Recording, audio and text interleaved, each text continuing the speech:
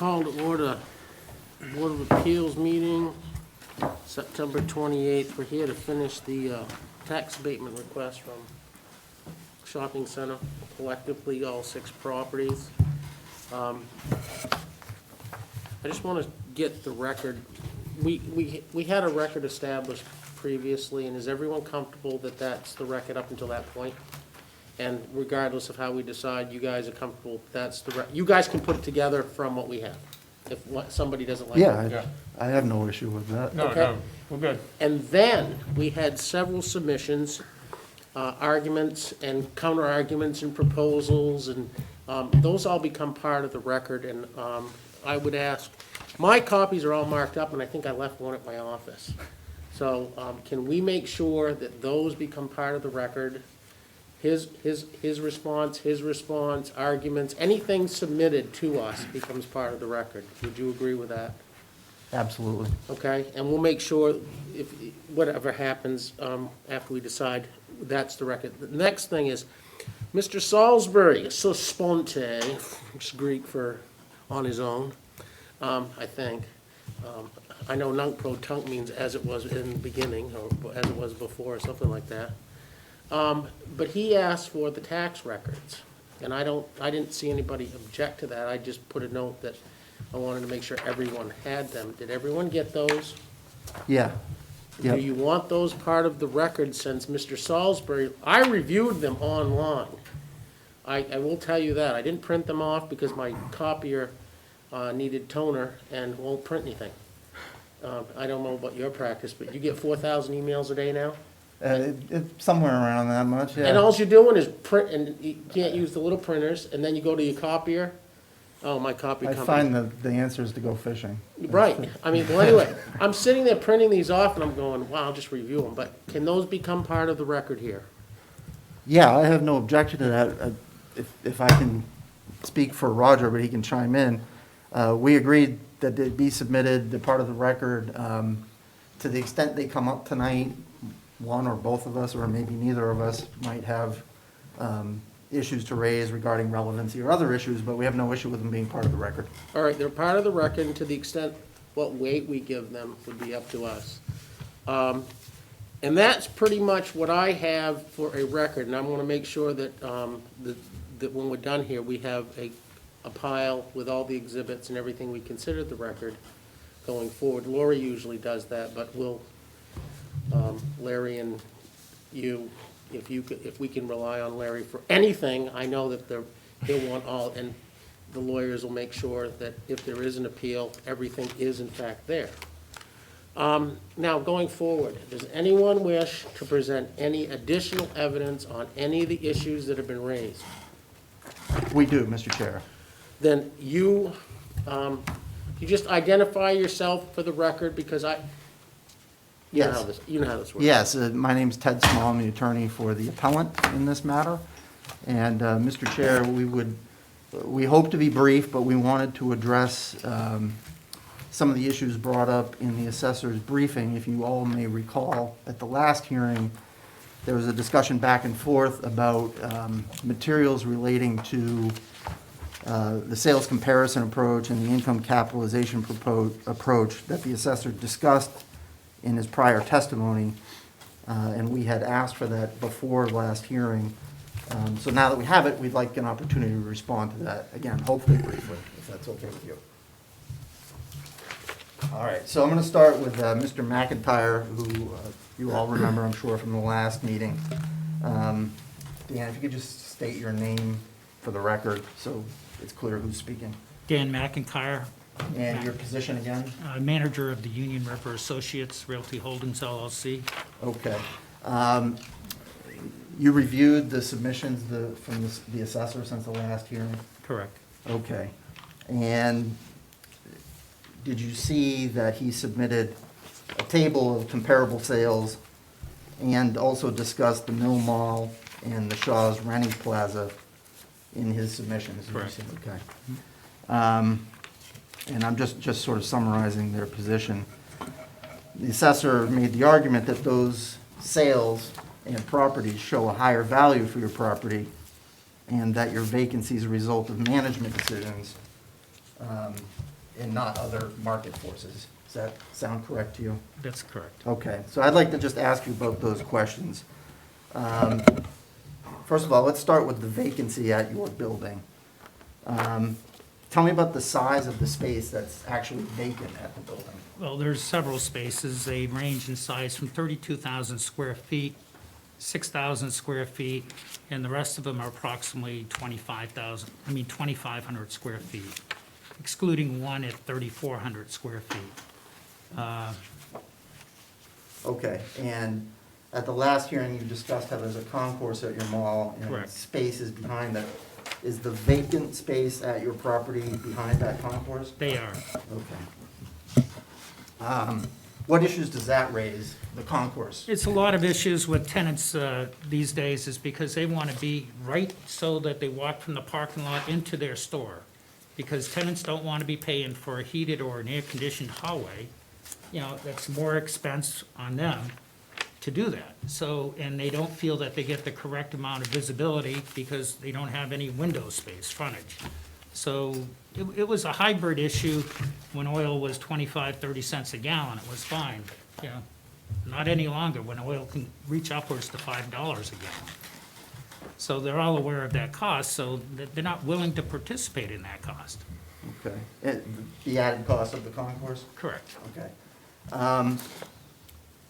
And what about the actual configuration of the vacant spaces themselves? Have those created any issues? They're too deep for the current national tenants out there. They don't like to have deep spaces. They only want to be back 50 feet in depth and more frontage. That's one of the things. And the other thing is most of the tenants out there, you know, even mom and pops, they only want 1,500 square feet. In order to achieve 1,500 square feet out of a 2,500 square foot place, it's very difficult because of the way the columns are in the space. So where you put the demising wall can change with the whole sprinkler system, separating out HVAC systems, electrical systems. So you could be spending anywhere from $50,000 upwards to $100,000 to create a space. So therefore, you need to have a length of term and lease in order to recapture the money spent for that. It's rather difficult because a lot of them don't want to go 3, maybe 5 years you can squeeze them, but 10 years is almost impossible to go any further. When you say 10 year, you're talking about the length of lease? Term of lease, correct. And why would you have to go to a 10-year lease? Well, because or- you need to pay for, you know, to recapture your investment to make the space attainable to them. I mean, it's a big issue. Okay, You know, we gone from over $18 a square foot in plus triple net back in the day, before 2008 even.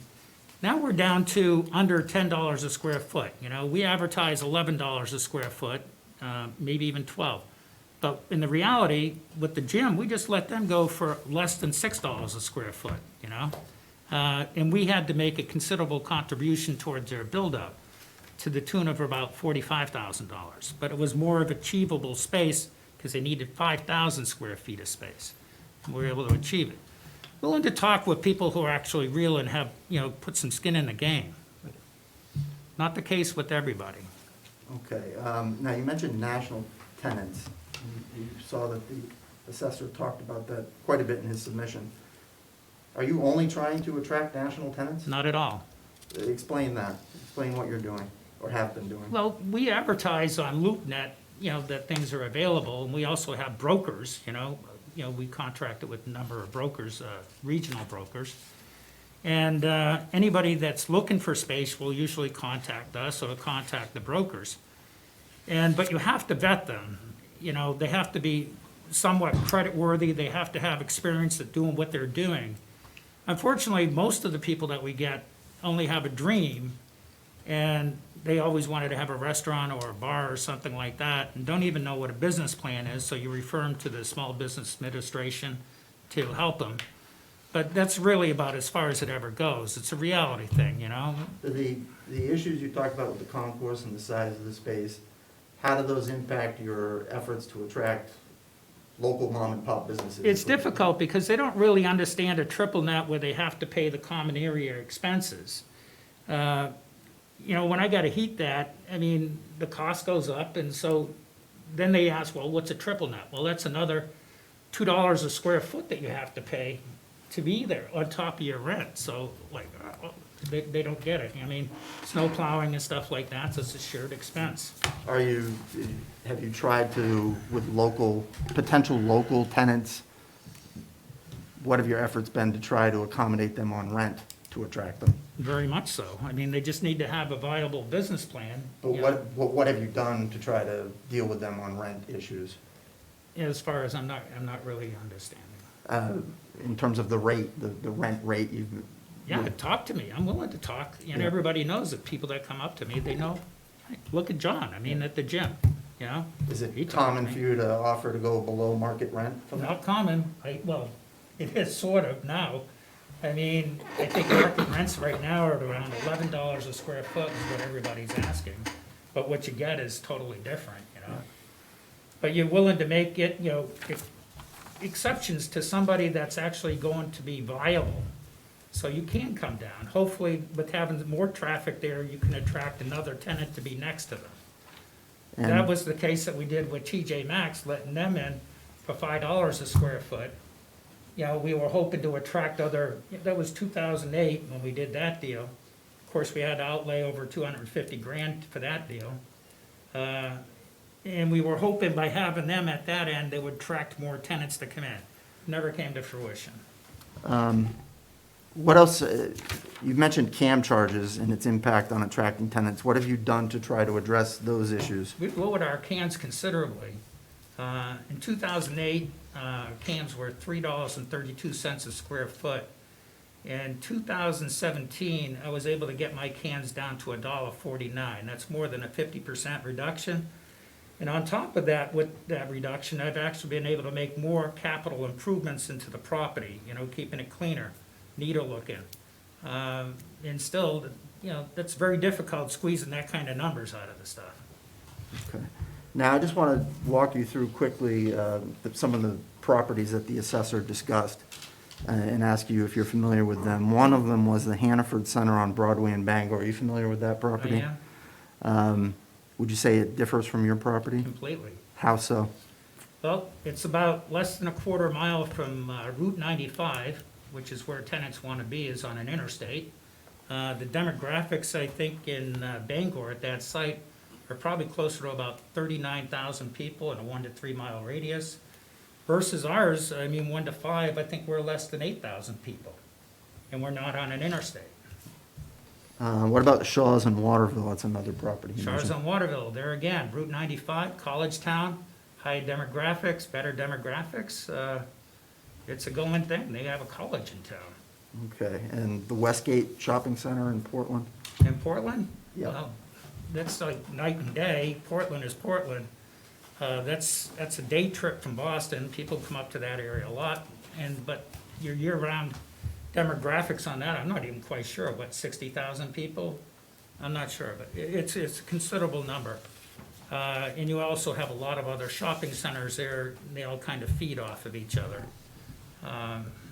Even they had a problem not too long ago, back in, I think, 2013. They had a huge vacancy issue at the main mall over there.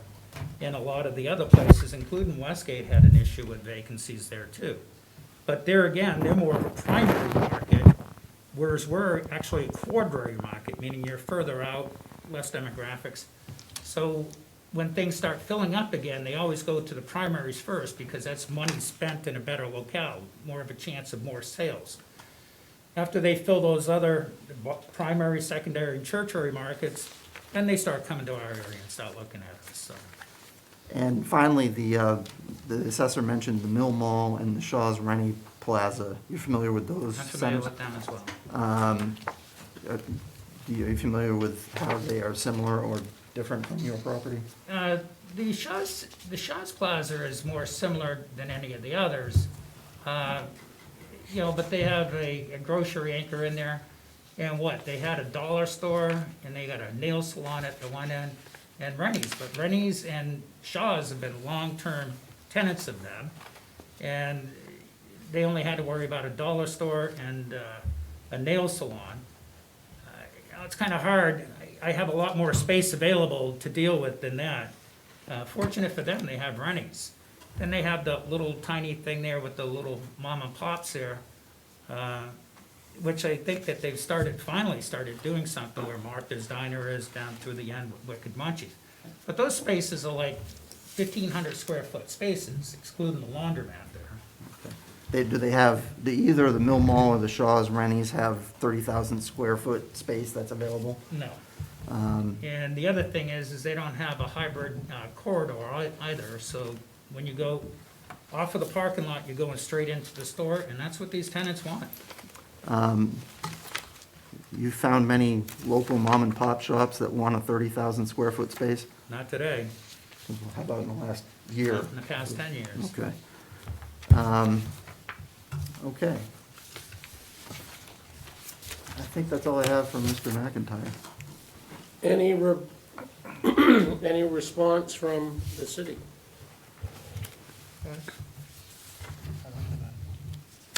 No. Okay, I do have Mr. McLaughlin. I don't know if he was on the screen. I don't know what happened to it. Oh, yeah. Oh, there you are, Bill. I got a note that said that you guys were only doing audio, so I turned my camera off. Oh, Yeah. okay. Yep, no, we're here. All right, so next witness I'd like to call is Mr. McLaughlin. Could you state your name again for the record, Mr. McLaughlin? William McLaughlin. Yep. And you're an appraiser? Yes, I'm a certified general appraiser. Okay. You seen the spreadsheet of comparable sales that the assessors submitted in this case? I did. Okay, and you may be familiar with the fact that the assessors argued that you ignored 3 sales. Sales of the Hannaford Center in Bangor, the Shaw's Center in Waterville, and the Westgate Shopping Center in Portland. First question for you is, did you ignore those sales? No, I did not ignore the sales. I purposely excluded the sales because they were considered dated. And anytime we value a property, we're looking for the most current comparable data. And if you start going back 3 years, it's, what's the point in doing that? And then also, we look at the location of some of those comparables. And if we don't feel that they're comparable locations, oftentimes presenting that data can be misleading. So for those reasons, we excluded that information, but we did not ignore it. Okay, and I'd like to, like I did with Mr. McIntyre, ask you to comment on each of those properties. And let's start with the Hannaford in Bangor. How would you say that compares to the subject property?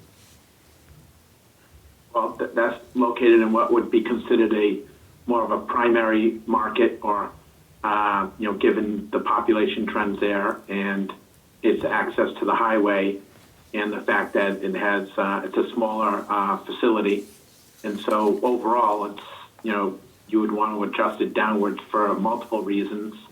It is achieving a stronger NOI per square foot than the subject property. It doesn't suffer from any type of functional obsolescence. So for those reasons, if you were to consider that sale, you would adjust it downwards for multiple reasons. And when you say functional obsolescence, what are you referring to? There's no space in that center that would be considered unleasable. If you look at the subject center, that anchor space is about 275 feet deep. Most tenants today, national and junior anchor tenants, are looking for no more than 100 feet depth, maybe up to 125. But when you start getting up to 275, that's you don't have any real users in the market or anyone interested in renting that space. So with the other property, they don't have that type of space. They don't have those leasing issues. And you can't change it unless you simply demo that portion of the center. So when I talk about functional obsolescence, it's basically, if you were to build that center new today, you wouldn't have it that deep. And so the center would be much smaller than what it is.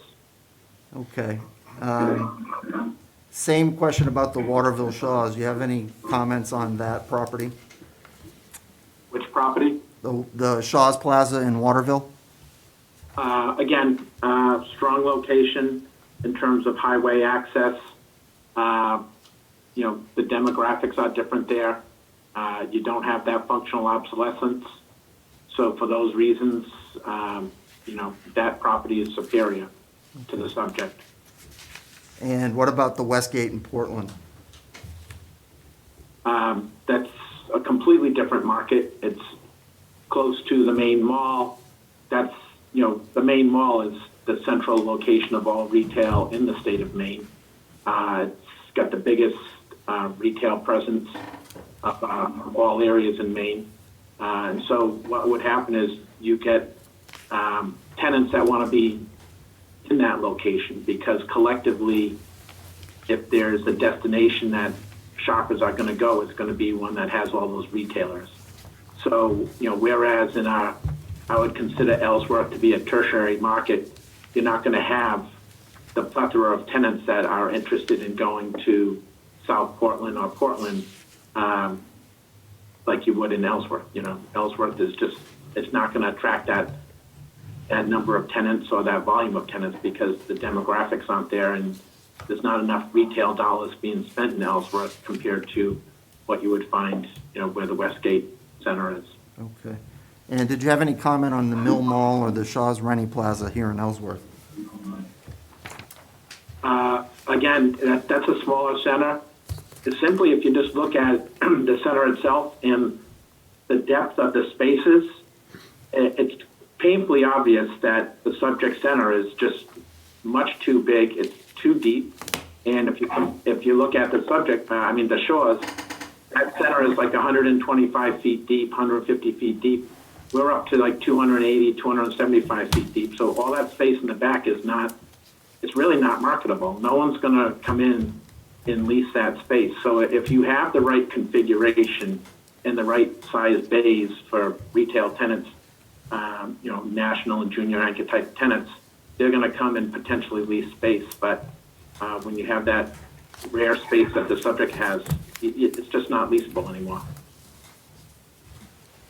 Okay, and one of the points that the assessor made, I think, in reference to these properties that we've just discussed, is that they show, I think in his assessment, that the vacancy rate is much lower than what you've used as a market vacancy rate. And again, could you just explain the market vacancy rate you used and how you came up with it? So what we look to, and you don't want to simplify the process and just say, okay, we have 10 retail properties in Ellsworth, and the subject center is suffering from 40% vacancy, and everyone else is 95 to 100%. You've got to look at the age of construction, the layout of the center, and things of that nature, because that impacts your ability to rent space. So what may have been popular back in the 70s and 80s when this property was constructed is no longer popular. So, and it's not leasable. So what we also do is we refer to the greater size market, and compare it to other properties of similar age that might have a similar configuration. And it becomes obvious that those are not very attractive to tenants. And for that reason, they generally suffer from higher vacancy rates.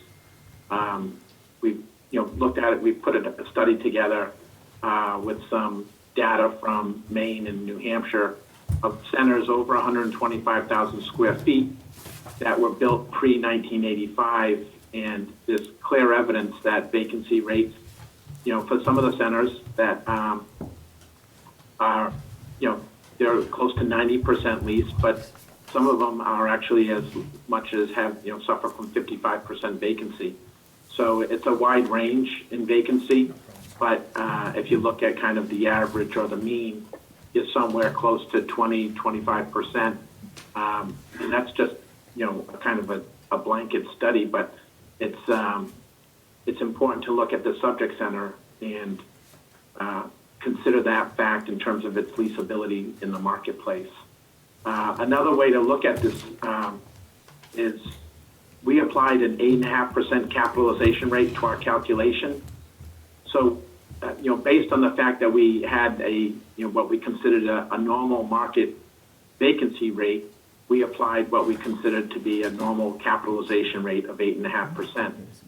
We could have simply done a different analysis where we used a lower vacancy rate, which an investor would consider to be aggressive, and apply a higher capitalization rate, which would get you to the same number, basically.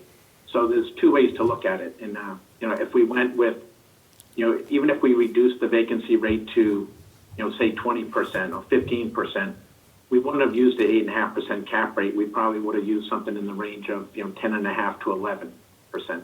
Okay. And the analysis you referred to as showing the average for shopping centers in Maine and New Hampshire, is that you produced a spreadsheet for that? Yeah. Do you have a copy of that? Yep. Or, I'm going to just pass it out. May I approach? Please. Please.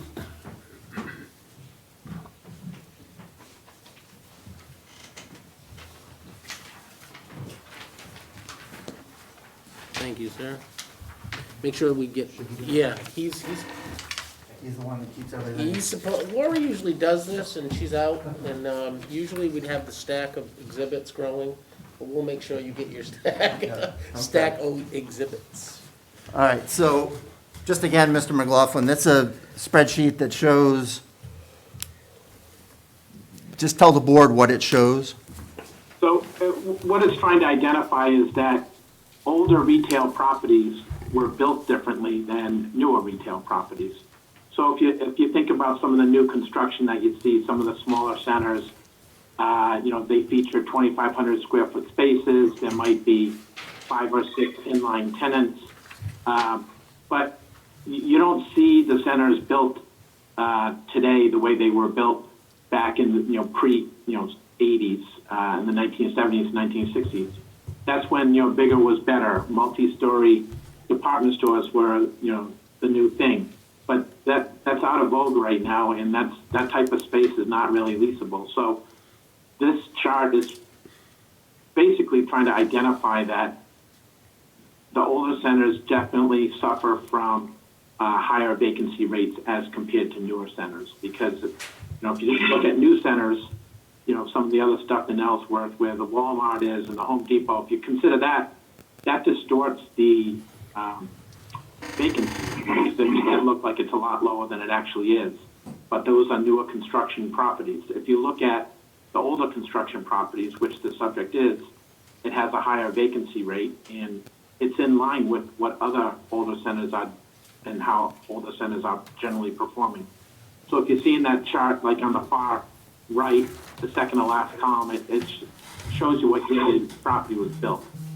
So we're trying to identify that these are older properties, and older properties suffer from higher vacancy. If we didn't have it here, but if we were to show newer centers, you would see that the newer centers generally have higher vacancy rates compared to older centers. Okay. I have nothing else from Mr. McLaughlin. Any questions from the city of this gentleman? You want to ask him any questions through your attorney, Larry? The only thing I would, Well, no, this is questions of him. You can respond with your testimony, yeah, but do you have any questions for our appraiser on the TV? Go ahead. yeah, I would question, Listen, Larry, I want your lawyer to ask. Oh, he's fine. You sure? Yep, absolutely. I was, the time, year of sale, I once worked in, on a revaluation in Camden, Maine, and in 1 year, the appreciation of real estate went up 17%. So, time does matter. It has an effect, properties can increase or they can decrease within a time period. So are you saying that you would only use sales going back 2 years? The sales were 3 years, the one in Bangor, the Hannafords and the TJ Maxx with the governors in front. That was within 3 years of the assessment date. So you would not use that because of the time, distance from the assessment date? So, as I explained when I spoke about those sales before, there was multiple reasons why we didn't use the sale. And mostly it comes down to the location and time. It's common that our appraisals are reviewed thoroughly by expert reviewers, and if there's anything older than 2 years in the analysis, they simply reject the appraisals. In this type of market where there's not as many transactions, it's oftentimes you do include some older sales, but when there's other sales in tertiary markets similar to the subject, we're not limited to look at just sales in Maine. We're looking at what investors do across the entire country, what they do in this region, in New England, and so we have the benefit of a lot more data than you might have just on a local basis. So we try to reflect what current buyers are looking at in the marketplace. And they're not looking backwards, they're looking forwards. So when you start going back 2, 3, 4 years, you're looking backwards. Values and investors are looking forward. So it's important that you have the most recent available data. Okay, so you have more data available, but you have not presented that additional data that you make reference to. You have not presented that this evening. No, I'm saying what I did present was more current data in our report, but we have, databases of sales all across New England that, we have and help us make judgment calls on what we use for sales and how sales are trended and in our valuation of any type of appraisal. But we're not limited to simply sales in Maine. Your investor market is not limited to investors simply in Maine.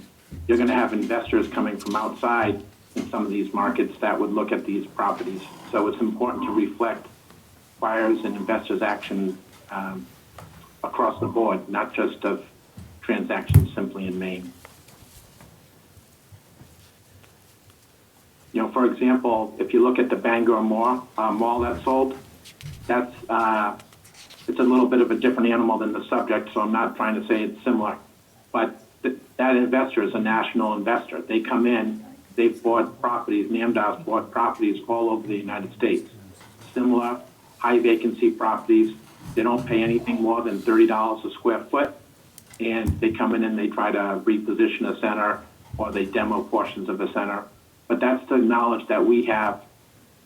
We interview and we work for these type of buyers, so that's why I feel like our data is more current, more relevant, and more pertinent to this assignment.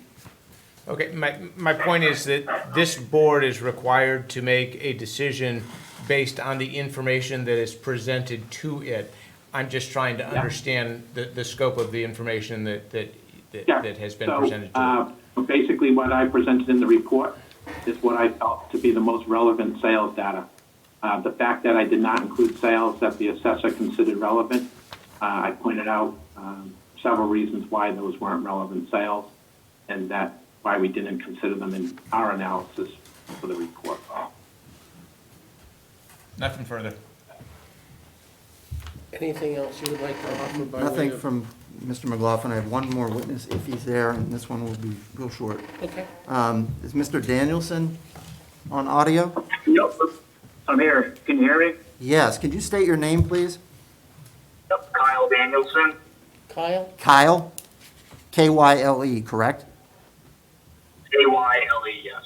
Okay. What do you do for a living, Mr. Danielson?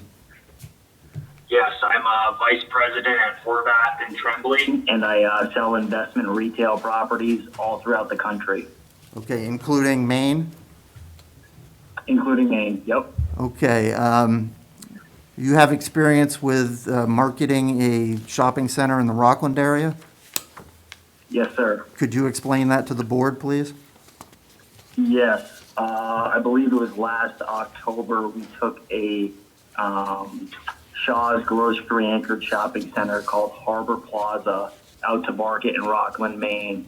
And the seller of this we were working with was very adamant that we take this out at an 8 cap, and an 8 capitalization rate. A cap rate, if you're familiar, it's the net operating income over the total price of the property. And we were firm believers that this property should be marketed at a higher cap rate, 8.5 to 8.75. But they wanted to let the market respond, and they thought they could capture a more aggressive buyer. We've relayed that to them multiple times, that it is very difficult to sell a retail center north of Portland. Investors as well as tenants see it very difficult to potentially re-tenant a property down the road, as well as the demographics are a little bit more thin than they're used to in other parts of the country. But we took it out at an 8 cap for them, and as a Kyle, result, can we I ended just up hearing- Yep. cut you off there for a second? How big was this shopping Yep. center? How big was the shopping center on square footage or price point? Square footage? Pull up. The gross leasable area for the property was approximately 169,000 square feet. Okay, so a little bit smaller than the shopping center involved in this case. Yes. And what did you talked about the 8% cap rate. What did that translate to in terms of a price that was being asked for selling? Yes, so an 8% cap, based off a net operating income of approximately $1.25 million, correlates to a price of about $15.5 million. Okay, and was there With any? that said, Go ahead. in the investment retail world, these properties don't trade on a dollar amount. These trade on a cap rate basis. Yes, you come to a dollar amount in the end, but you don't say, I'm taking this property market at 15 million, or I'm taking this property market at 18 million. You take it to market based on a cap rate, your rate of return on your investment. Sure.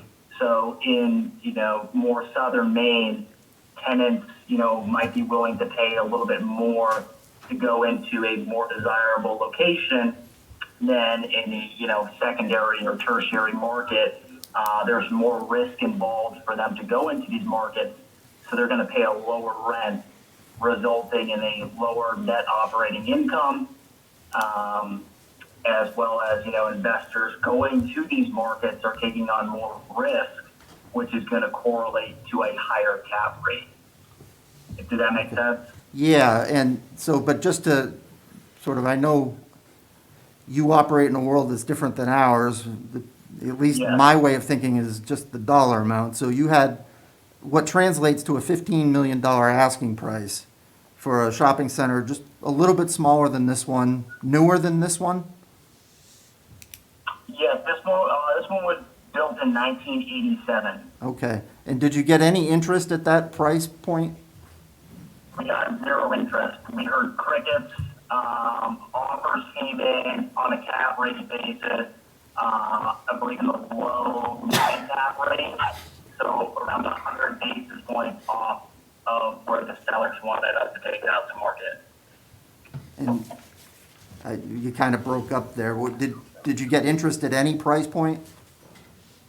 Yeah, I said we got interest in the around the 8% cap rate range. A few, Yeah. not as many investors as we thought, but around 100 basis points off of where the sellers wanted us to take it out to market. Okay. And what's that translate to in price differential, if you know? Yep.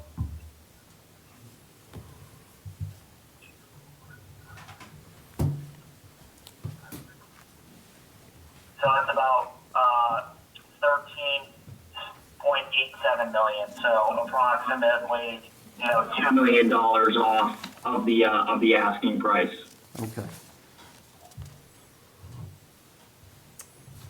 Now, I wanted to As ask well you, as one more thing I'd like to add, we didn't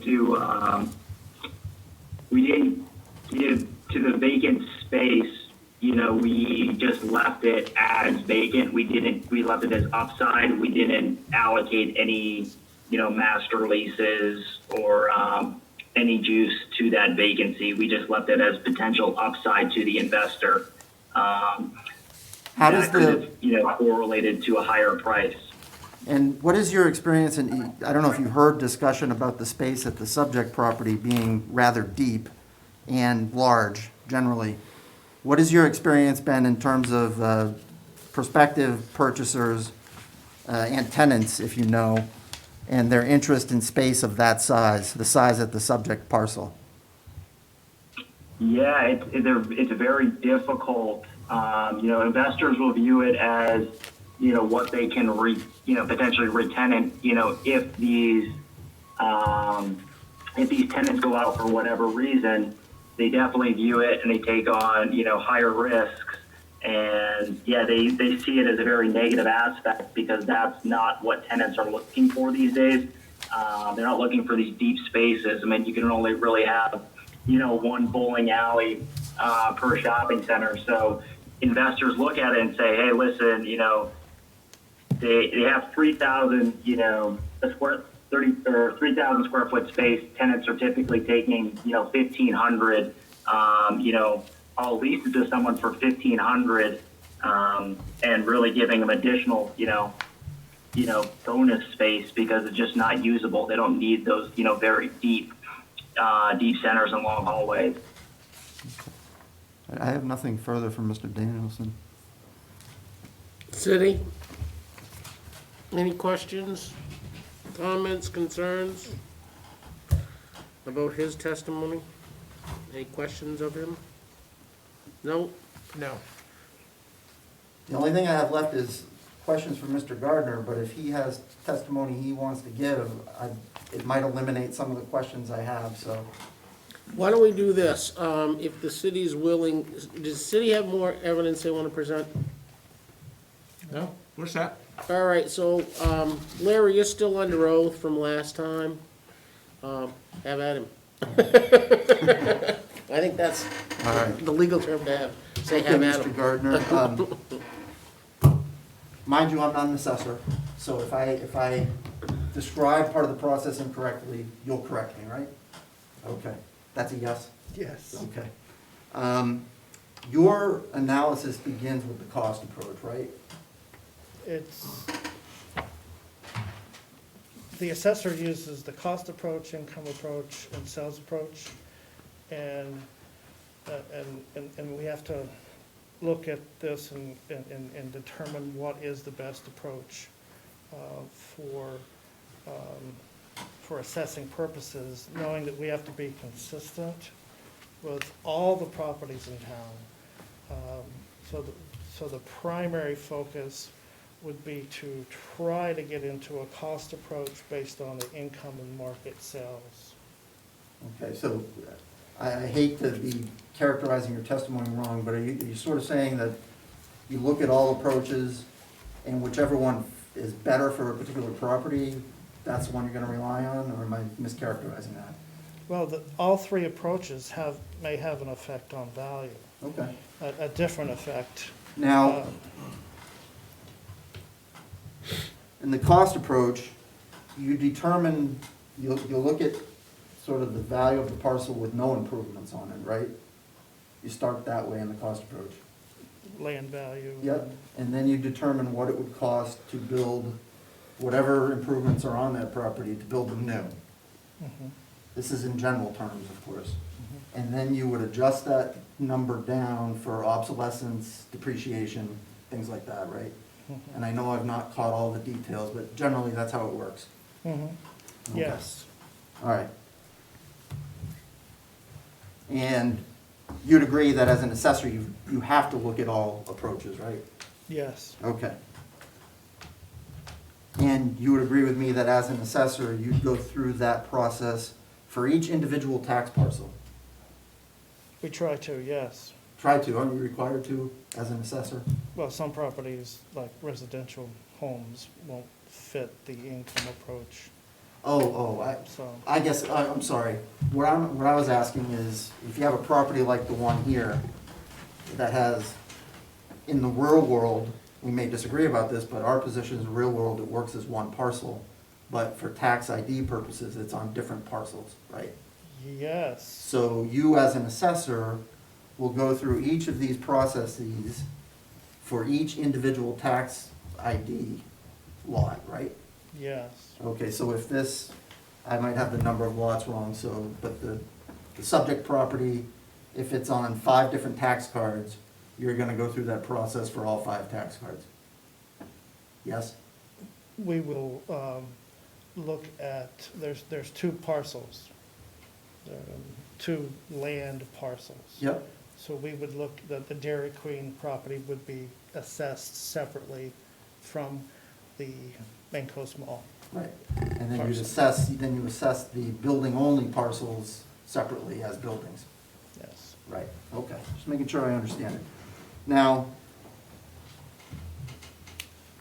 do you recall testifying at the last hearing that you went through the sales comparison approach for each parcel? Yeah, we considered the sales approach for Right. everything. You remember testifying about the governor's parcel at the last hearing? Just generally. Generally, Do you recall saying that for comparable sales for the governor's parcel, you looked at the sale of a dental facility and a mattress facility? well, we have to consider all the sales in Ellsworth in order to get an idea of what the market is in Ellsworth. There was no direct comparison. I guess my question though is, do you remember testifying at the hearing that with regard to the governor's parcel, you considered a sale of a dental facility and a mattress facility? Generally, yes. Okay, but that's not in the spreadsheet you gave us, right? The sale of that parcel, You submitted a spreadsheet with comparable sales on it as part of your post-hearing submissions, right? I presented, yeah, sales information.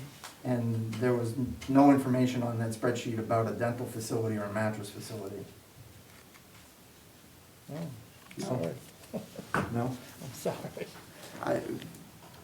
We could pull up the video if we need be, but at least for the record, I'd like to state that at 2 hours and 2 hours and 2 minutes and 30 seconds of the video, the assessor stated that they considered the sale of a dental facility and a mattress facility with regard to assessing the governor's parcel. Those are right down the road from Governor's. We have the Aspen Dental and the mattress, or whatever it's called, discount mattress. Close proximity, Do you recall testifying about the Taco Bell KFC parcel? generally, Okay. Do you recall saying that you compared that parcel to sales of a Burger King, a McDonald's, and a Wendy's? I compared it to all the sales, but generally, if it's a fast food restaurant, you'd try to consider sales of other fast food restaurants. But you would agree with me that in the spreadsheet you submitted to the board, there was no information regarding a Burger King, a McDonald's, or a Wendy's? I don't believe there were.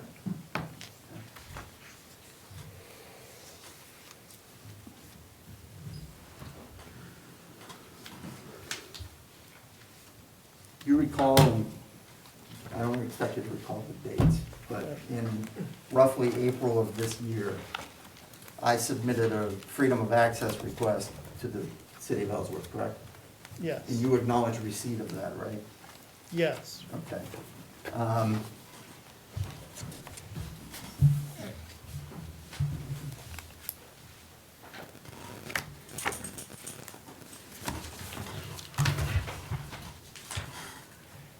And did you produce documents in response to that FOA request?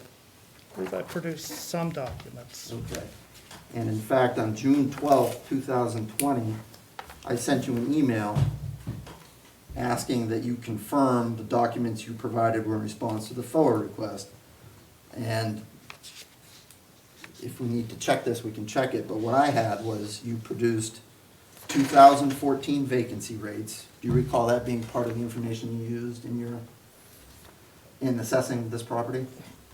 Is that, are you saying that's what I provided you information? Yes. I vaguely remember that, yeah.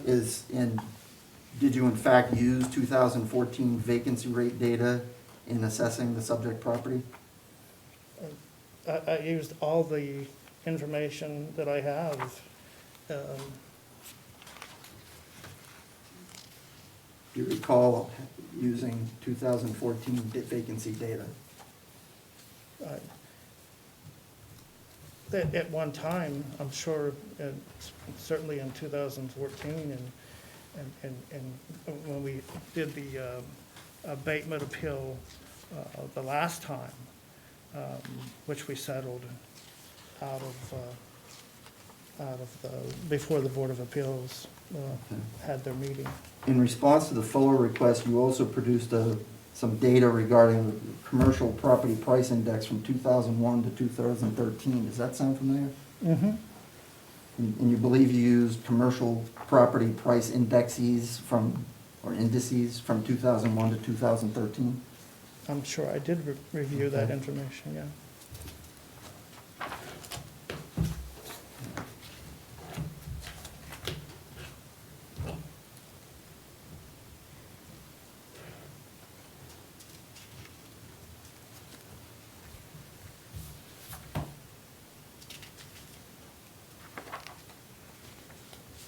Now, in the documents you submitted to the board, back up a second.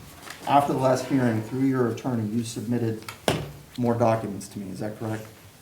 Right. And that included the spreadsheet that you've submitted to the board with comparable sales, correct? Yes, yes. All right. In addition to that, you also provided some data from Cushman and Wakefield, correct? I believe so. And you relied on data from Cushman and Wakefield in your assessing? I believe, I use any information that's out there to review and consider. You understand that Cushman and Wakefield is the company that Mr. McLaughlin works for? Yes, Okay. So you don't dispute using data from Mr. McLaughlin's company? I do Okay. not, no.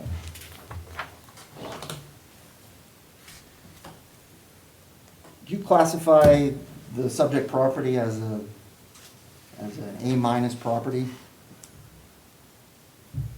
I don't know if I would consider it an A- property. That's not something I actually got into, Okay. You didn't get into classifying as A, B, C, or something else? no. Okay.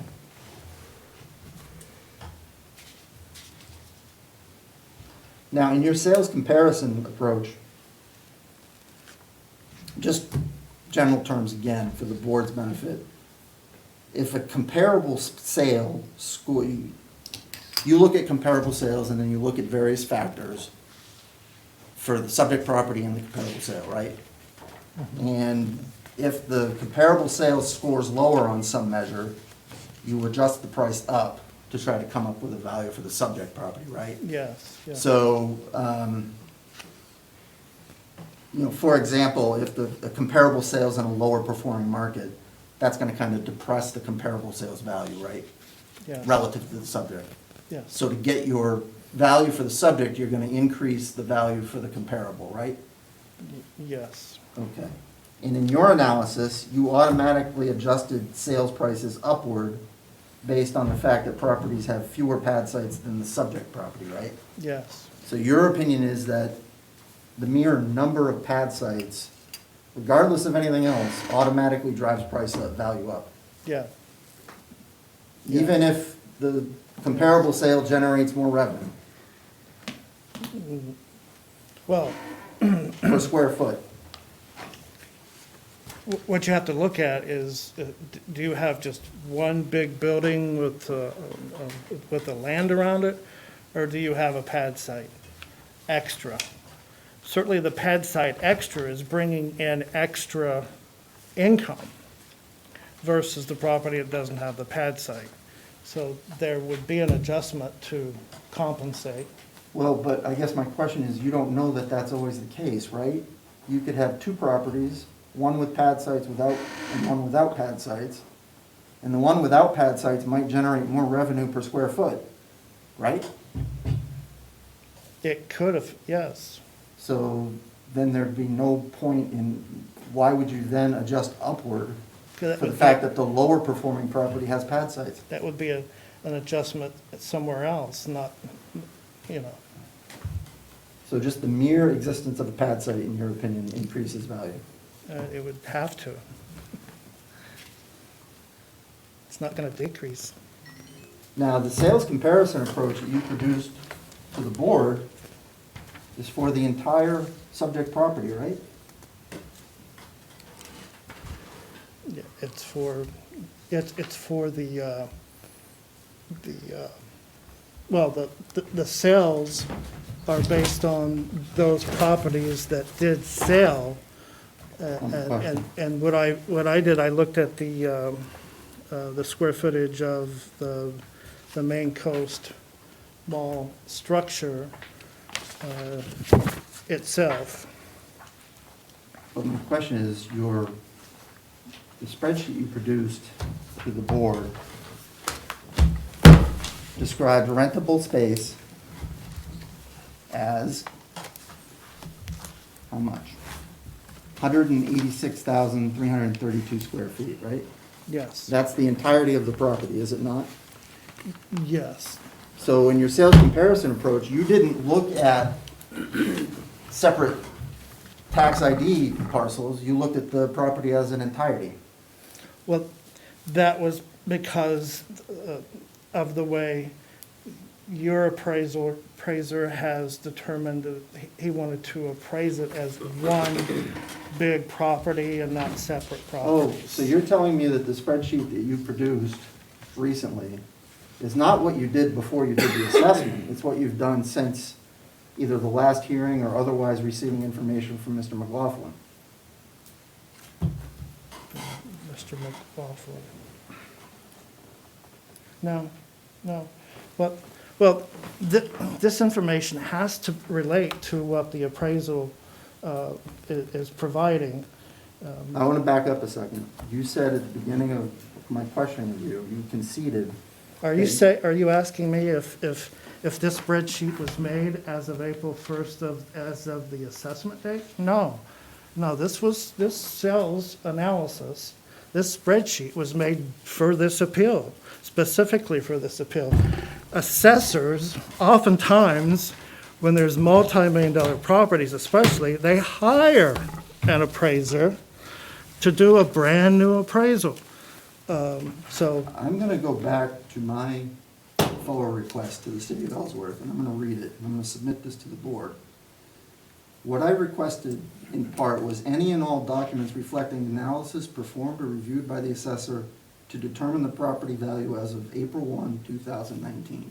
Are you telling me there's no sales comparison document that you have that was not produced for this hearing? Not created for this hearing? Do you have any I'm sales sure- comparison information? I'm sure there's tons of information that I have. I asked for it, where is it? Well, I provided you what I think you needed for this, Can I just for this interject here? assignment. We discussed this, and I indicated that if there were discovery disputes, we could solve them, and I didn't get any requests, so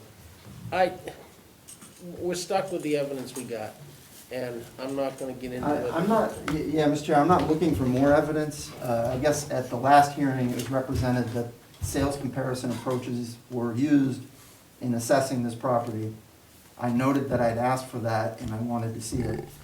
When this was produced, I had no way of knowing it was only produced for the purpose of this hearing.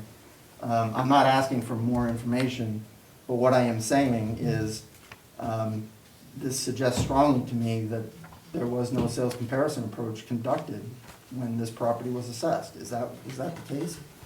No, there's been tons of market analysis, sales information.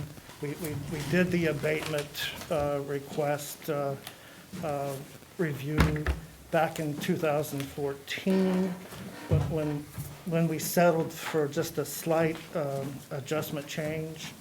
So there would have been all kinds of market data, sales information at that time as well.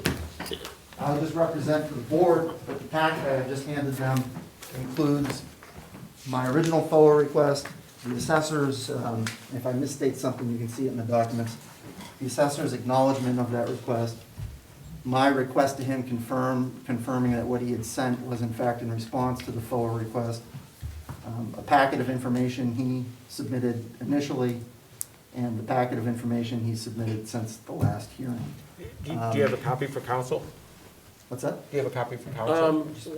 Why don't, I remember, isn't this part of our original, didn't we have this already? What's that? Didn't we get the copy of this in an email? I don't know. I don't know. Can I somebody don't need to, I'm go- not intending to go through it page by page. All right. I think the point has been made. We can share mine if you'd like. I've got it. He provided a copy. Thank All you. right, thank you. So I guess just to summarize your testimony, that in response to my request for information, you provided what you thought I needed rather than what may have been responsive to the request. I pretty much decided what what was needed that I should provide to you, yes. If you need more additional information, something specific, I have, this right here, what we've done tonight is Steve's request to get PDFs of properties. There's 100 pages just for this. And So your if there- income capitalization. Well, let me finish. If there's anything specific you think that would help you, that I could look for and search I for. think we're past that point. I asked 6 months ago or so. I got no response when I asked you to confirm if you'd responded to the request. And then last hearing, I asked again, and we still didn't get it. So I think that point's been made. Well, I'm gonna make this, is this something that you want him to produce so we can come back another night, No, I don't think we need to come back then we're another night. I gonna think drop the- it then, it's done. Yeah. The hammer, look, we can pound Larry all night. No, I I'm- love pounding Larry all night. But Trying if to you're not move off after this point. anything, you're just trying to push that he didn't produce it, we get it, okay? We'll take that into consideration. I just wanna ask Anything them- else that you wanna produce for us to consider? I just wanted to ask one question about the income capitalization approach that you used. Go ahead. You produced a document that was for the mall building itself. You didn't produce any income capitalization analysis for the other parcels, right? No. That's all I have. Anything else from the petitioner by way of new evidence that it would like to present? While we're still fresh, could I respond? Could I just ask Larry a couple questions? Yep, While we're, it's the yep, interaction is still fresh? yes. Larry, you heard their appraiser testify that there's reams of data that the experts rely upon in coming up with a value I'm and objecting that conducting an appraisal. mischaracterizes his testimony. I'm sorry? I'll allow it. I'm objecting that mischaracterizes the appraiser's testimony. Let's let him answer it. Would it be safe to say that you've done the same? A library of information going back years. I'm gonna tell you something right now. I would assume that anyone in his position reviews sales all over the country, all over the state, and all over the world to do their job. If they didn't, they'd be crazy. To ask them what specifically they reviewed is not gonna get you anywhere with us, with me anyway, and I don't know with the rest of the board. The expert here, that's an appraiser, I imagine he has seen stuff from every state and does this, and Larry, the local guy, so does it get you anywhere to beat this Well- horse? I just want to clarify, the request to him was not for all information he considered, it was for all analyses that were performed, and that was never produced. Okay, we'll take that into consideration. Anything else anybody needs to ask? Does the petitioner have any other information it would like us to consider before we close the evidence?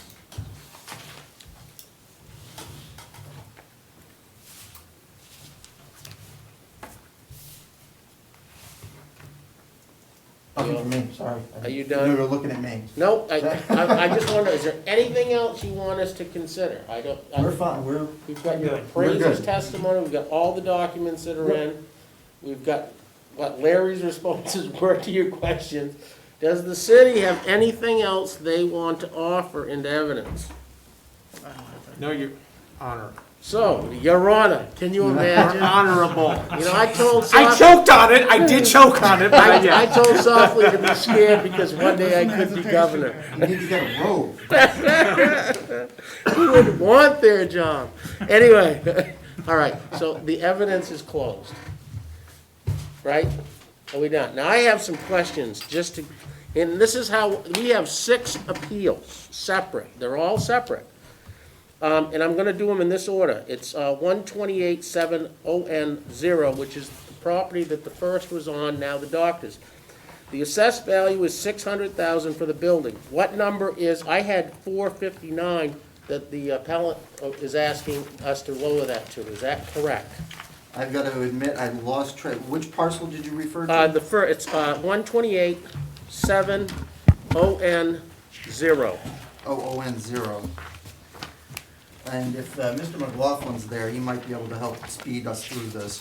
I had a note that you wanted 459 or 450 for an assessed value, and the city is at 600,400.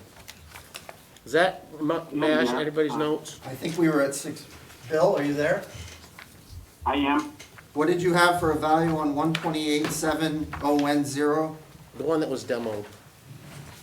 It was the first bank, The bank. yeah. On that one, we had a value of, the fee simple value at 640,000. That's what I thought. 640? So are you Yes. requesting an abatement on that one, or is that one gonna stay with the city's assessment of $600,400? Yeah, I mean, it's, So can we say abatement request withdrawn? yeah, if we're looking at it that way, Well, you know, you want us to raise it? no. All right. Second one I have. One, Just for the record, I Yeah. mean, I don't know how you folks will decide. If there is an appeal, I want to be able to include the entirety of the parcel on the appeal, so I don't want to have anything be deemed to be pulling something off the table. all right, well, we'll make a decision. Right. All right, it's Yeah. not withdrawn, but we got the The numbers. number itself might not be contested, it's just, All right, in the overall grand scheme of things. Right. I get that, okay. Second one we have, 128-7-ON-1 Taco Bell. The building is, the city has it appraised at $730,000. My notes reflect you're asking for $570,000. You want that's us- what I have, that's correct. Okay. The third one I have is Aroma Joe's, which is ON2. The building, $56,300 by the city. I didn't have any number that you were looking for us to go to. I think, Bill, did you have 90,000 there, Bill? 90,000, Yeah. correct. So maybe the same situation as the, All right, we'll leave it in. yep, I appreciate your candor. yep. Governors, ON3, I have a building valued by the city at $517,100. What was the abatement? What's the value that the appellants want us to put on that one? If we're looking at them as individual, there would be no abatement on, what did you have for the city's value on that one? 517? Assuming that's correct, then we wouldn't be looking for an abatement on that 100, individual yeah. piece. $517,100. So that one, same thing, you're not, Not, right. We're not leaving it alive. individually, but overall. What was what was your figure on governors? 760, I believe. And Bill, correct me if I'm wrong on any of these. No, you're correct. I just want to make the point Yep. that my values include the land value and his values do not include the land Well, value. that's kind of why I'm asking these questions. I understood, well, this is a pad site, what you're referring to as a pad site they built, they don't own the land. Are you making any claim that the building is worth less than 517 for assessed value? Bill? Yes, this is what we got at our point last time. I'm saying that Thank you.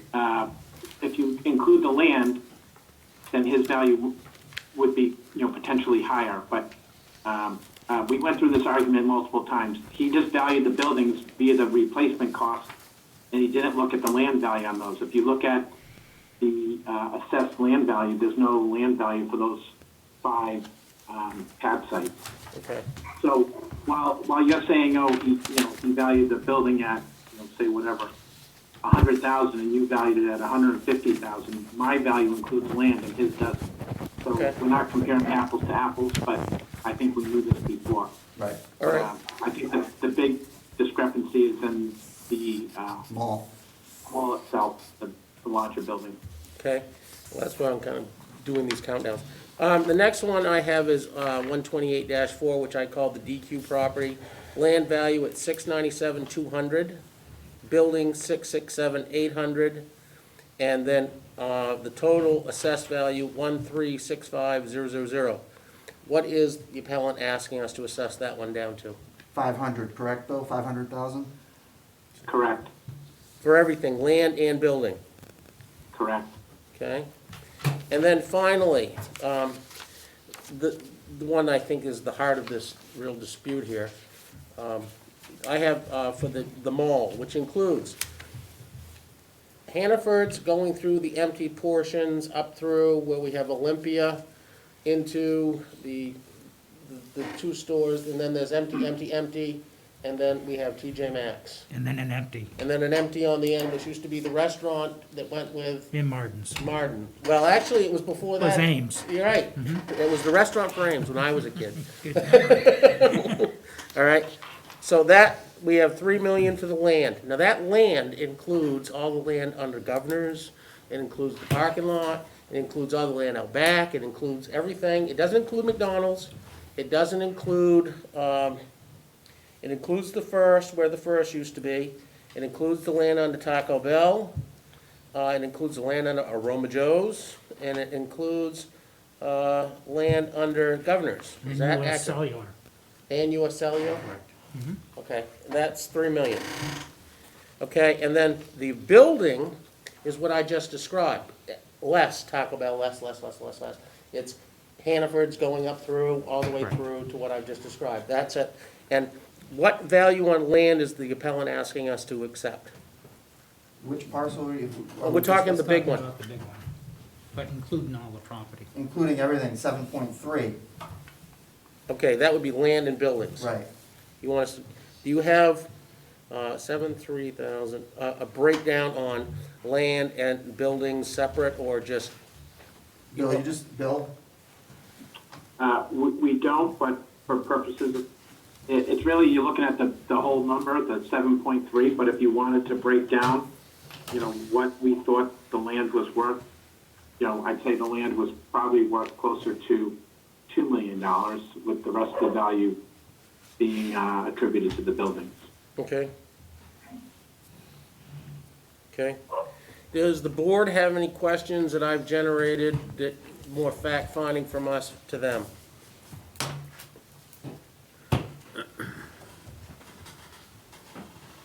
Any questions? So, from- Mr. McLaughlin, you included the price of the land, as you said, with each one of the pad sites. So if you included with each one of the pad sites, and then you say that the land is 2 million, it's not that far off, correct? There are cities at 3 million, and they're suggesting us that we drop the land value to 2 million. That's taking out the pad site land. No, it would be the land under the pad sites. They're- Bill, you tracking this? And then they're saying that the building, which is the mall itself, is worth 5.3 million. Yeah. And the city says that building is worth $11,951,700. So we have that's where I see, all right. Anybody have any other questions they would like to ask before we just for clarity, we're not, you're not appealing the evaluation on the US Cellular store building. Okay, but the land under it is included in the appeal on the main part of the mall. Okay. Is anything I have said wrong as far as, I mean, I'm trying to get, so we focus on, did I misstate anything? Is everyone comfortable where we're going Best I there? can follow the parcel numbers. Okay, all right. Your Honor, Your Honor, I love it. Don't let it go to his Don't head. let it, oh my God. Mr.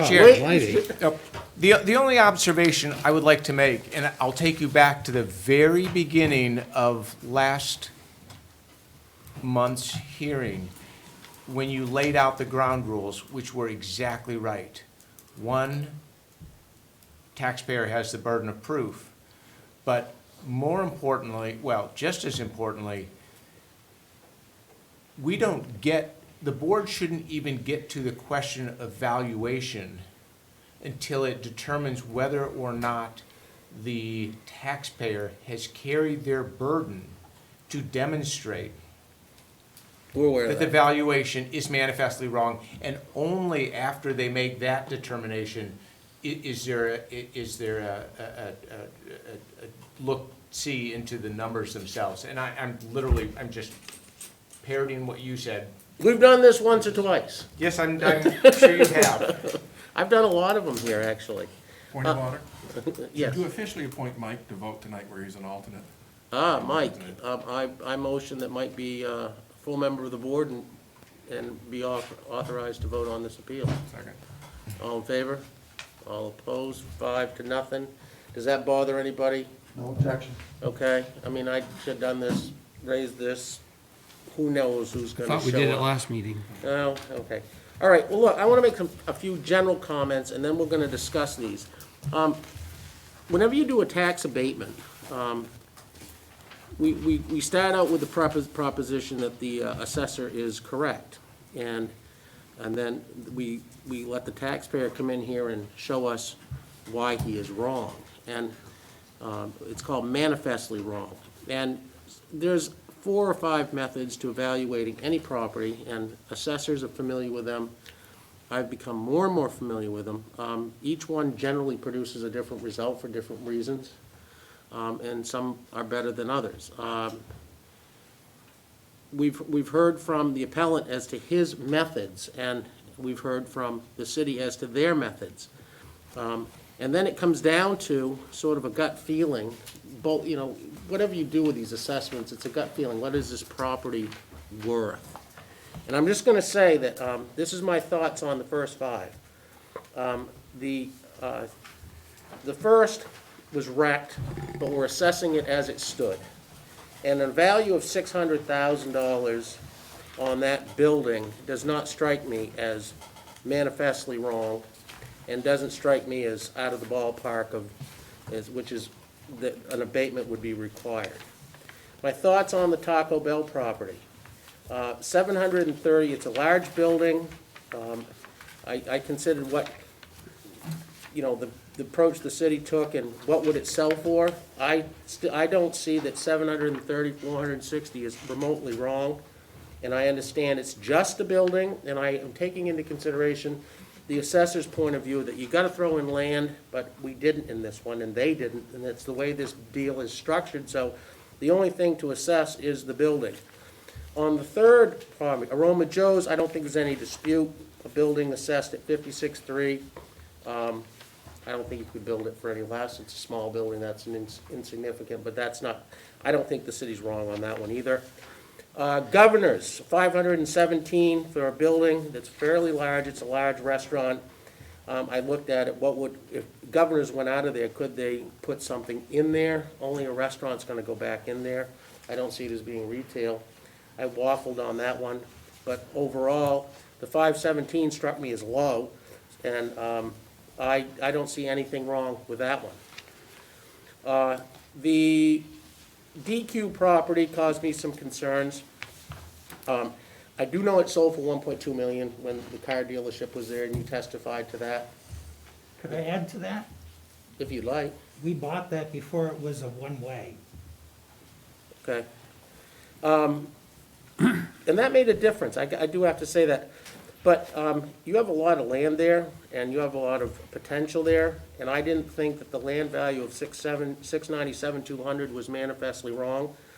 I then looked at the DQ building itself, and this is where you make your business decisions based on tenants. If they fail, you're stuck with a building that's a DQ, and what do you do with it? I asked myself that. What would I, if I wanted to come in there after they're done? But you have a good tenant, and they've been operating and doing nicely. You've got a good lease arrangement. It probably costs far more than $800 to build that property and put all the improvements in. And then I looked at it from the point of view of ongoing, eventually you probably end up selling a portion of that to them if they're smart, and you're smart, but that's your business IQ. And then you're stuck with the buildings and land out back. Those hopefully become attractive to somebody after this COVID crap goes away. And I know that you mentioned that there were plans for those that fell out because of COVID, letting me to believe that there was promise for that. I don't find that the building assessment or the land assessment are manifestly wrong, and I wouldn't offer abatements on those. If we could address those 5, because I have a lot of comments about the mall. Does anybody want to comment on any of the first 5 that I just mentioned? If you disagree, please let me My know. only comment is I'd agree. I think you're absolutely right on those buildings. And knowing a little bit of what it costs to build, that's a fair assessment in my opinion. Anybody, if I made a motion that we adopt those findings, that the first 5 are not manifestly wrong and no abatement is to be granted, do I have a motion? I'll motion that. So moved. And all in favor? Steve, all opposed? So the first 5, we're not gonna grant abatements on those basis of my comments. Now, I have some real concerns about the mall, and I wanna start out by saying, I'm aware that Hannaford spent a lot of money to renovate that, but you have a unique tenant, and if they leave, you're stuck with a grocery store you can't rent for a while. Somebody's gonna have to spend some serious money to redo that. I kept thinking about that. I know that as you go through the mall where the cinema used to be, empty, has been empty for years. You're not gonna get anybody going back there for a while. Coming out, you have a slight possibility of tenants, but your frontage and the heat issue, I see it, because I went to the Bangor Mall, and everything's on the inside. I see what you're talking about. No one wants to pay to heat that. It's a huge cost. Going out through, we had a place where it used to be a restaurant. I don't know what's in there now, a little corner as you come out. Tattoo shop. Tattoo shop. That one probably keep rented, hopefully, because it's got its own front. The sports goods store, similar, you got your own front. And then we go through and hopefully you've placed yourself some good tenants, but the emptiness of that mall is bothersome to me and caused me to wonder if the evaluation that the city came up with was in fact correct. I also take note of the front, the heat. It's not how you would design anything in modern times. And I took that into consideration. I looked at the land and all the size of the land. I'll be blunt, the $3 million for all that land doesn't strike me as manifestly wrong. It was arrived at by an agreement between the parties several years ago, and plus or minus, I don't think the land value is wrong. What I would like to discuss with the board is the $11.9 million assessment of the property in and of itself. It struck me as high, given concerns from COVID, given concerns, we've all seen what has happened to malls. Look at Bangor Mall. That was worth $80 or $90 million and bought for 12. Those are the numbers I saw in the paper a year or two ago. They bought it as what I considered a junk investment, and they're just hoping to eventually get some money back, but they got it for dirt cheap. And, the parking lot's not been done anything to. And malls are not, I don't see them as a big investment for people. You've got to have a low price. So what would you buy this place for? And I would appreciate discussions from the board as to their thoughts on what the value is. Larry testified that his value came from an agreement they had in 2014. I was kind of hoping he'd expand and say that he's taken into consideration the changes of the economy that have happened since. He makes a big deal of the timing. Every 1 or 2 years, there's a big deal. When he was making those comments, and you were sitting there saying, you know, we look at 2-year gaps, and he's looking at big gaps. It struck me as if we're gonna take an agreement, shouldn't we reassess this property every couple of years to see what it's worth under the current conditions? So I have serious doubts that 11.9 is the accurate figure to be using on that, and I'd be interested in the board's thoughts. Based on a square foot basis, you know, that's why I asked for the information I do. I'm not sure it's worth $71 a square foot. You think it's worth? But the question maybe for the attorneys is, what is manifestly wrong? And I've had some guidance in previous, I don't know if it came from a previous appeal or from an MMA manual, but they talk about a 10% overvaluation before it's considered manifestly wrong. I don't want to speak out of order. I guess I would look at Ted and Roger to answer that question. I don't think there's any specific percentage that's been assigned by the law Yeah, that says if it's this percent, it's manifestly wrong, and if it's this other percent, it's not. I don't think there's any bright line test. I think that's I don't know, you tell me if you agree, Roger. I think it's a matter for the board to determine. Let the record reflect that Ted Small and I agree. well, that's a first. There we go. But I think it's important to note that the fact that it's the taxpayer's burden to demonstrate that it is manifestly wrong.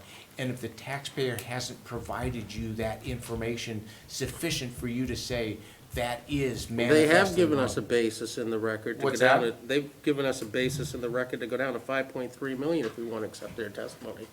So I get the burden of proof, but I think his question was, do you agree with 10%, 10%, within 10% is manifest injustice? And I think what you're both saying is, no, you haven't read that anywhere, maybe Steve's wrong.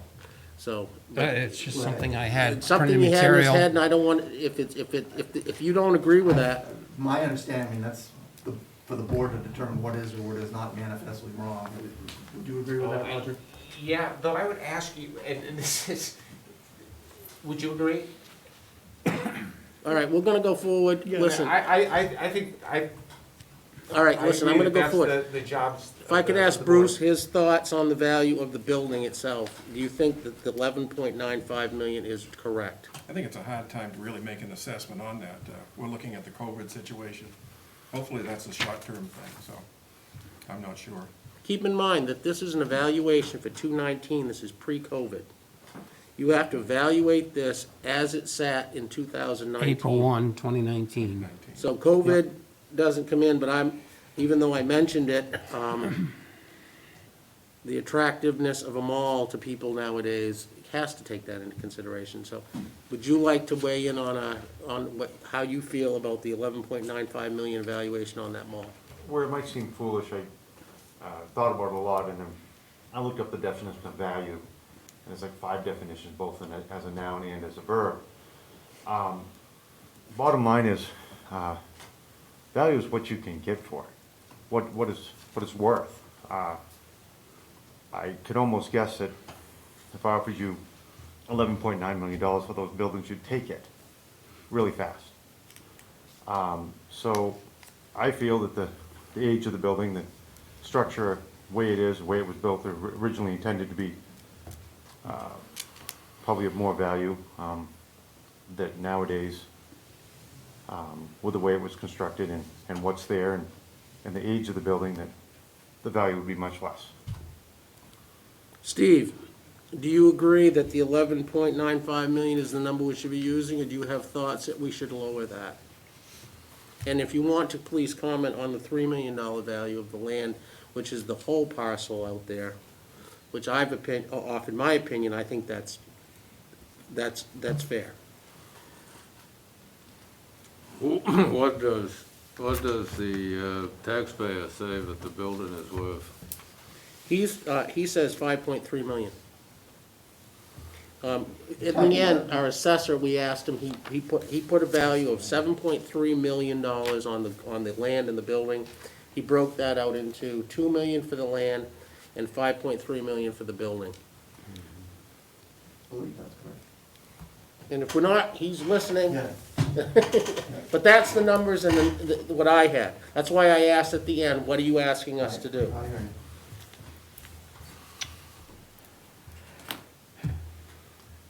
So do you feel, Jeff, that he's provided evidence that that's what the value is?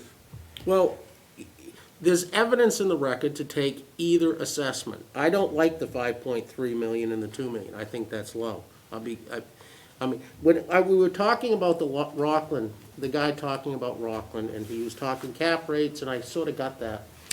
But he had a $15 million price, and they took 13.7. No, they didn't pay. Never sold. They never Never sold, sold. but that was the price they were looking for. Starting to interest, started And his at. testimony was that the seller was insisting on that high number that started at 15 and they got no interest. When they lowered to 13, they got some interest but couldn't sell.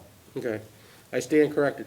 We're not talking a half price sale, though. You're talking 10, 15, 20% off the price, and maybe you take another 5% off and you get even more. That's what I took from that discussion. I agree, I can understand that. I would, my inclination would be to find that the assessment of 11.9 is wrong and put the value at 8.5 million for the building. That's what my gut says is right, with 3 million for the land. And the basis for that is all the testimony we've heard, all the appraisals. It does have tenants, but it's not an empty shell, but it does have problems. And I think that's giving the taxpayer the benefit of the doubt under the current circumstances and current climate. And I didn't like that we hadn't had a reassessment by the city. I'll be blunt with that. I didn't like that we were still relying upon an agreement. And that strikes me as the way this case ought to go. And if you agree with me, let me know. If you don't, this is why we discuss these things. What's your idea of a number for that building? 8.5? 8.5 for the building and 3 million for the land. I think that reflects the current value that's out there, given this current climate in 2019 and going forward.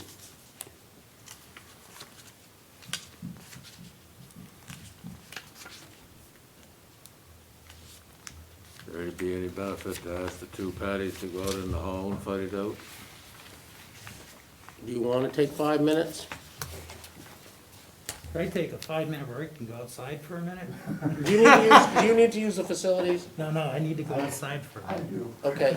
Can you two, listen, I'm gonna say we take a 10-minute break. I would encourage the parties, knowing the thoughts I've conveyed. We'll make a decision for you, but, We don't all agree with him too, by the way. right, so go out in the hall. If you guys can come up with a number you can both live with, I think an abatement should be granted.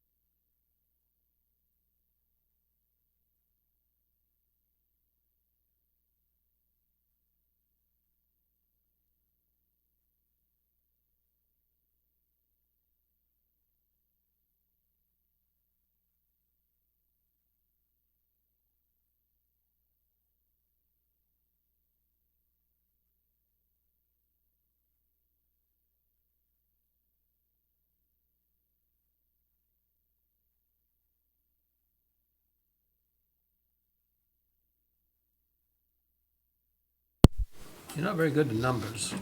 Good thing you're an attorney. Count those steps when you're going up that tower. Yeah.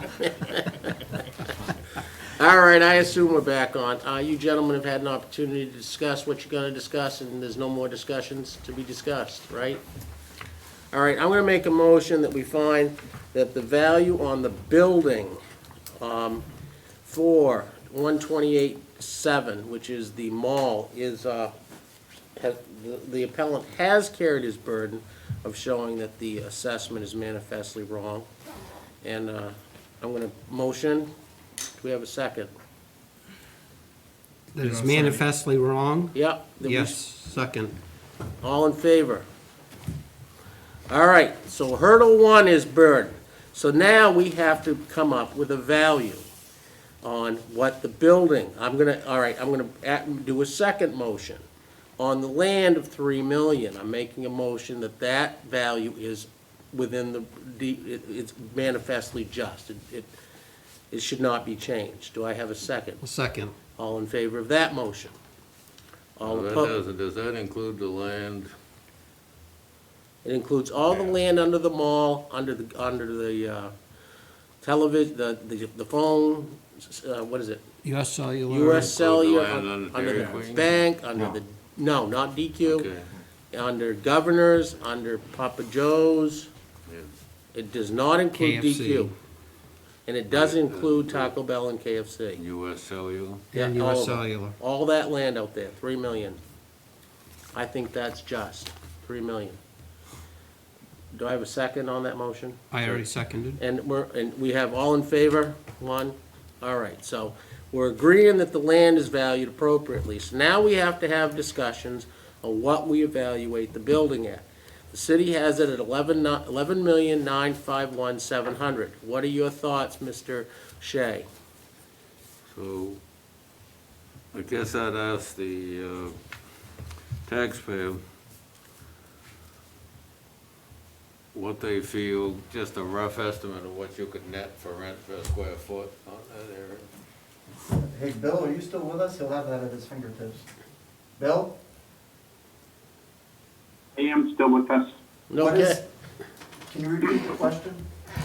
What do you feel that you could net per square foot from the 173,293 For the mall building, what's the per square feet? foot- What's your estimate to Per square foot income, net? net. I have, my projection is 624,000, so on average, that would be about $4 a square foot, $360 per square foot on the entire property.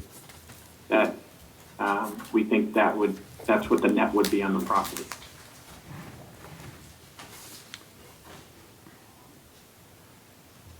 $360, For just the mall bill? For the mall, Yep. that's net rent per on square all, foot? on all square footage, the 173,000 square feet. 625 a year, roughly. Yeah, exactly. So, what are you saying it's worth, Bill? Well, I said the property, the mall itself and the underlying land is worth 7.3 million. And then when asked to break down how much would be attributed to the land versus the building, I applied a 30% or 25 to 30% range, which is standard. So I said 2 million to the land and I think it was end up being like 5.3 to the building. But in all honesty, investors don't look at the value of land and then the value of building and add the two together. They just look at the income and come up with a single number. All right, while you're doing your calculations, Mike, do you have any thoughts on what we but should some of do? that land gets income from the other installations on the government. Correct, Right? US Cellular. So correct. you can't, that doesn't work. Do you have a number that you would assess this at? The city places the building at 11,951,700. I've suggested a value of 8,500,000 for the building.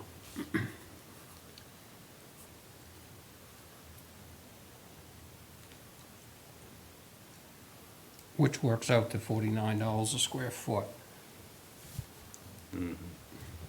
That's good. I'm just saying. Steve Salisbury, do you have any comments you want to make while Steve's thinking? You're saying how much for the building? I think the building just. 8.5? 8.5. The land at 3? 3.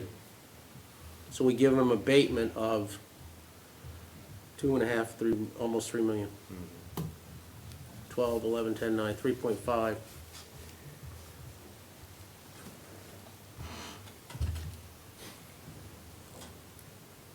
You don't have to agree with my number. If you think it ought to be higher or lower, but that's what we're interested in, and then we'll bat it around.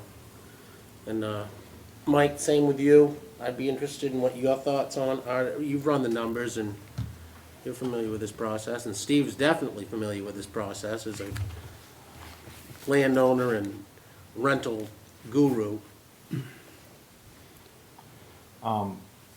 I think 8.5 is probably a little low. I do believe that there should be some kind of abatement, again, based on true value of what it's worth if anybody ever tried to sell it or try to get their money back out of it.